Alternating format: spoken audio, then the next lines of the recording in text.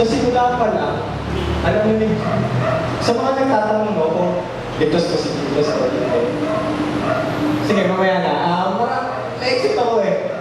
Next kuya. Jesus knew that Judas' life of evil would not change. John 6:70, then Jesus said, I choose the 12 of you. Okay? Isipin nyo imagine nyo pinili ko kayo 12. Pero meron siya isa sa evil. Sabi ni Judas, Lord, ako kayo. Sa sunod na verse, you're trying to study or to read John 6. Sabi nga namin isa sa accomplishment niya na-discern niya sino yung evil. No? Then, I just told you, but one of you is evil. Okay, next kuya. Judas' betrayal of Jesus was part of God's sovereign plan. Ayan yung mga supporting verses. Ito yung Psalms 41 verse 9. Ito yung prophecy ni King David kay Jesus. Even my best friend, the one I trusted completely, the one who shared my food, has turned against me.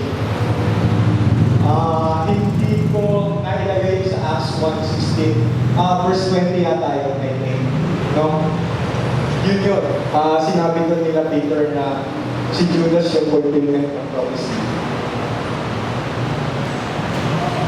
So, ibig sabihin, in the first place, hindi talaga safe si Judas. Tingnan nyo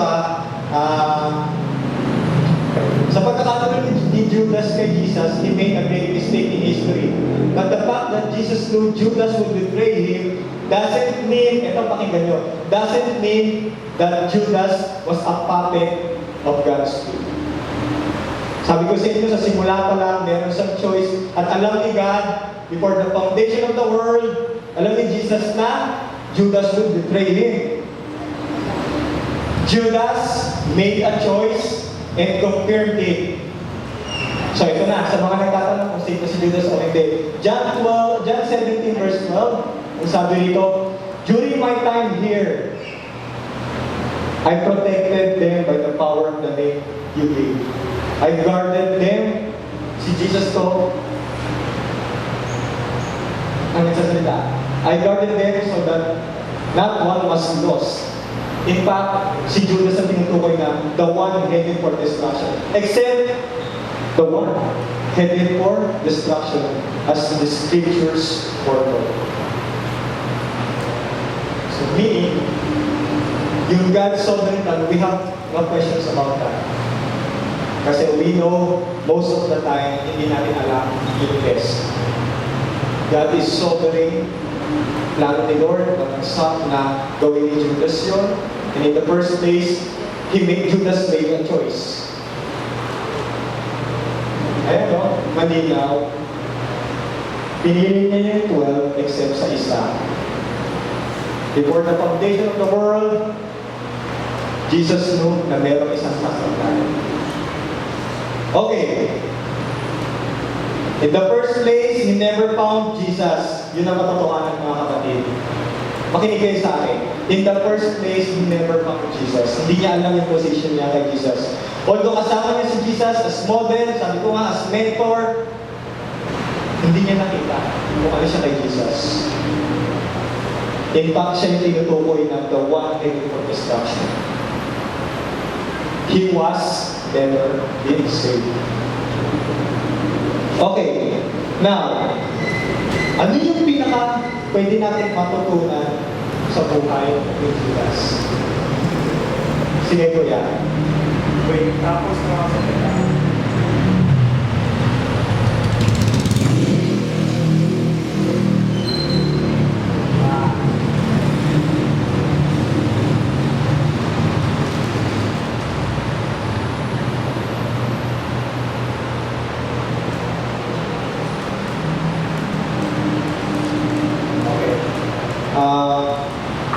Thank you for your patience.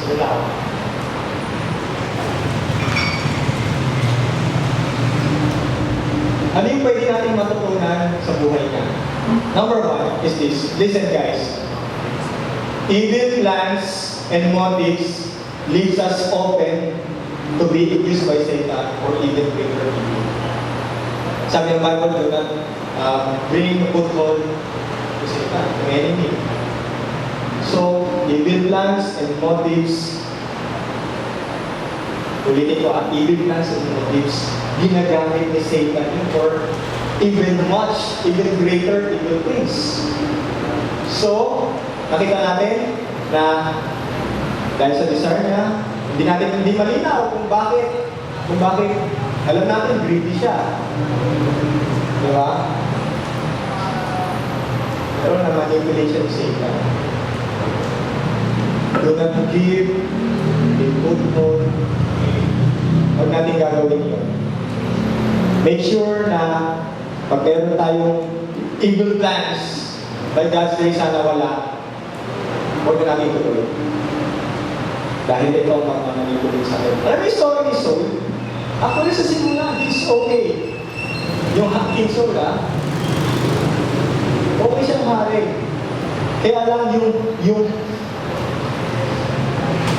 desire niya, yung inggit niya kay David, yun ang nagpahamak sa kanya. At na-manipulate siya sa iba. Diba?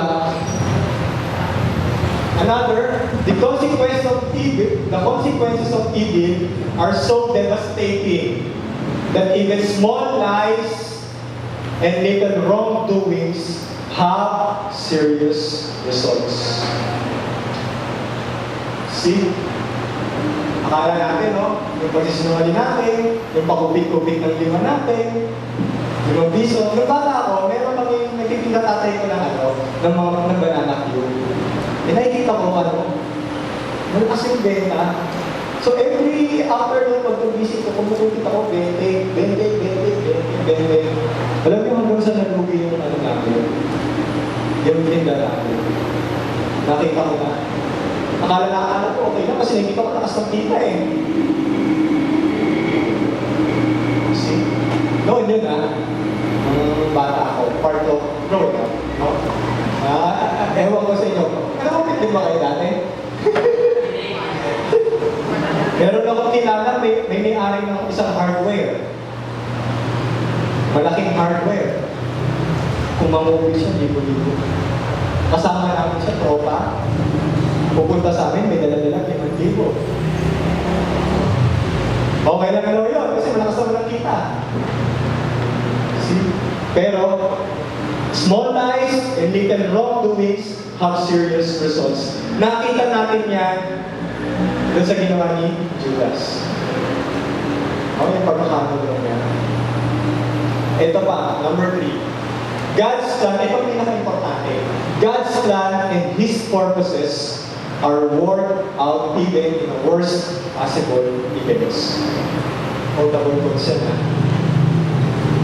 na kahit ganun man ang nangyari, na yung plano ni God, yung pinagkanulo, si Judas, para ma-deliver si Jesus sa cross. Alam niyo kung plano ni God yun, matutuloy at matutuloy. Kung meron lang sa inyo na dumadanas kayo na parang worst scenario sa buhay nila, take heart, mga kapatid. Mga mahal kong pamangkin, take heart. God is in control. Na kahit worst yan, by God's grace, may plan si God. At alam natin na yung plan is the best para sa atin.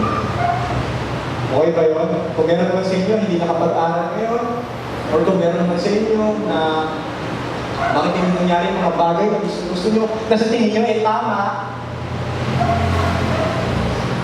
take heart. Inalam ni Lord yun. Meron siyang purpose. God's plan and His purposes are worked out even in the worst possible events. Alam nyo, dito ako magtatapos. Judas does us a favor. No? If He makes us think a second time about our commitment to Jesus, the presence of His Spirit within us Isipin nga natin, no?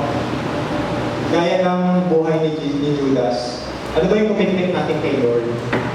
Okay na ba sa atin? Are we comfortable na ba tayong mga Kristiyano? Na wala tayong pakialam? Ano ba nangyayari sa church natin? Sa ministry natin? Oo, nandiyan naman si Tito Kuya RTK. Kaya na nila yun! No? No. Sabi ko mo sa inyo, midst of discipleship, ang duty ko is i-equip kayo. Now, ang duty ng saints is to do the work of the ministry. Tignan natin ang commitment natin. Sa church, tatandaan natin to. Hindi lahat sheep. Meron dyan nagpapanggap.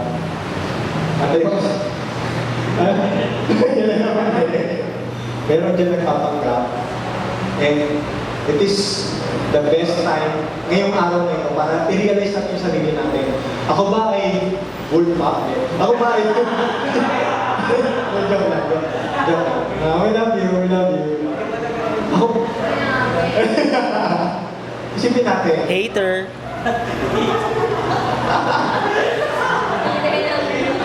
We love you guys. No?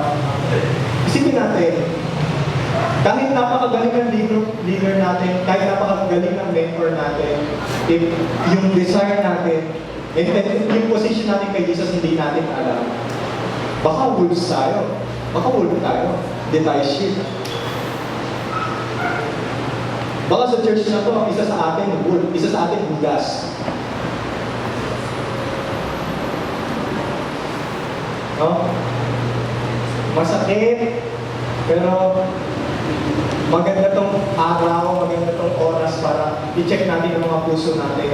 Teka, ano ba ako? Sheep ba ako o Judas natin? Or wolf ako? Okay? Isang tanong, are we true disciples or just uncommitted pretenders?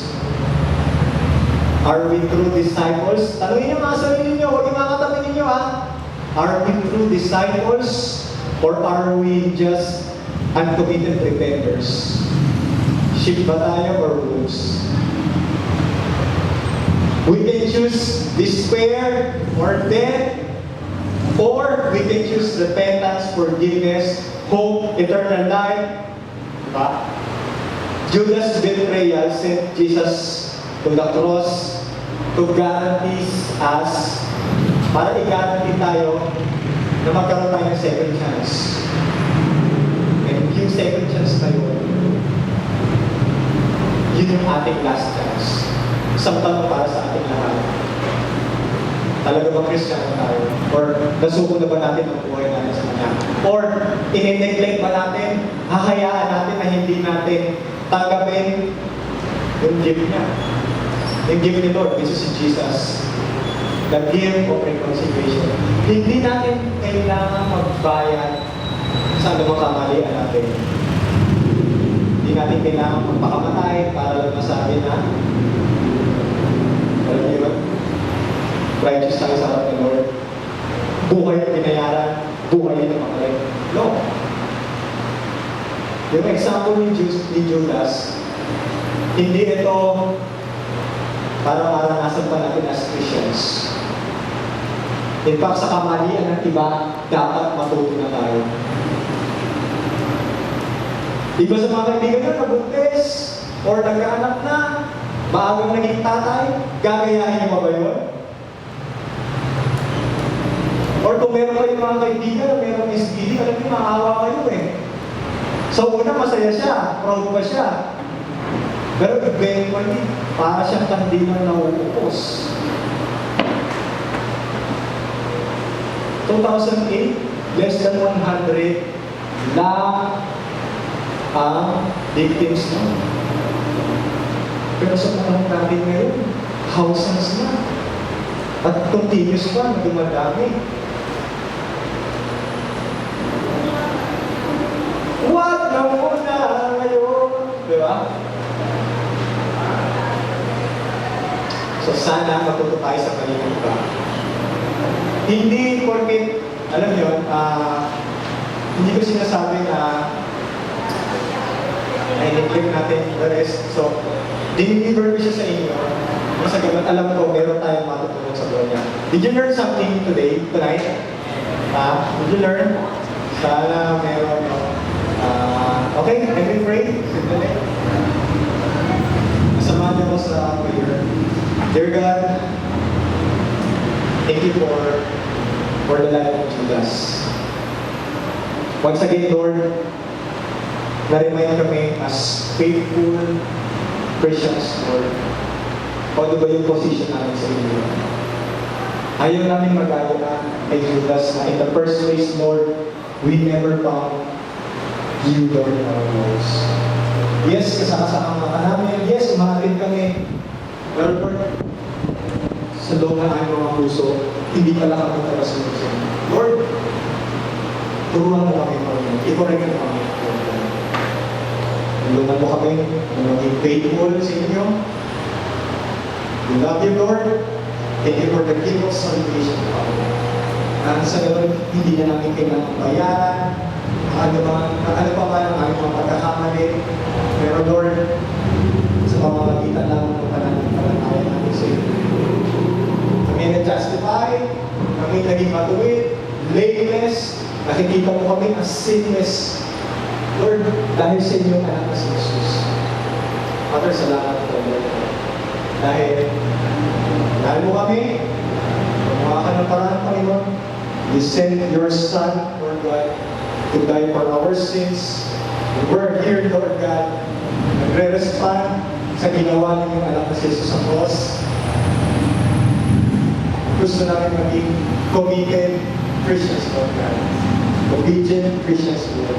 Faithful Christians, Lord. Ayaw namin maging wolves, Lord. Ayaw namin maging wolves. Gusto namin maging sheep, Lord. Thank you for this faithful Christians, Lord, sa atin. Lord, dalangin ko pa po na. It is my joy na makita sila na naman sa for the rest of their lives, Lord God, susunod sila sa inyo. Salamat po. Mga prayers sa Jesus. Okay,